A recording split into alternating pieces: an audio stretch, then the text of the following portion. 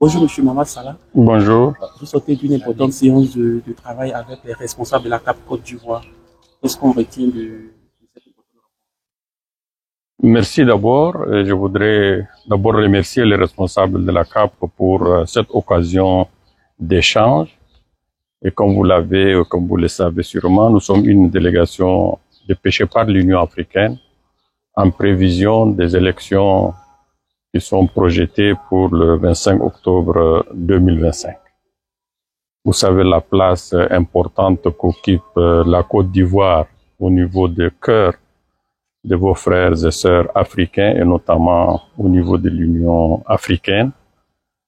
Et en perspective de ces élections, nous sommes venus écouter nos frères et sœurs ivoiriens, les partenaires aussi de la Côte d'Ivoire, pour voir ensemble comment conjuguer les efforts, comment faire pour que ces élections-là puissent se dérouler dans une ambiance de paix, dans une ambiance qui rassure, parce que la sous-région est dans une phase de turbulence, vous le savez tous, la CEDEAO.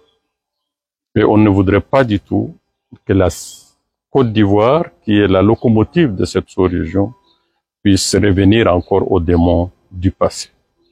Nous avons fait le tour, nous avons écouté beaucoup d'acteurs, beaucoup de partenaires. Nous venons d'écouter nos frères de la CAP.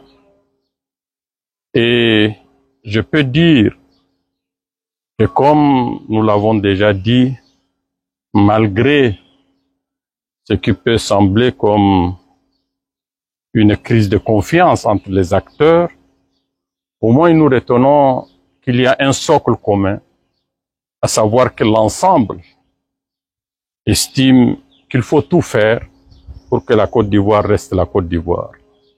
L'ensemble estime qu'il nous faut dialoguer, qu'il faut discuter, qu'il faut échanger.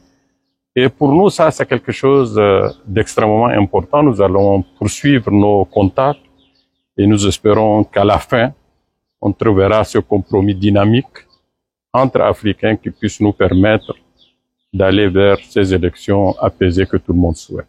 Voilà un peu ce que je peux dire. Je voudrais demander, selon vous, qu'est-ce qui peut favoriser une élection apaisée?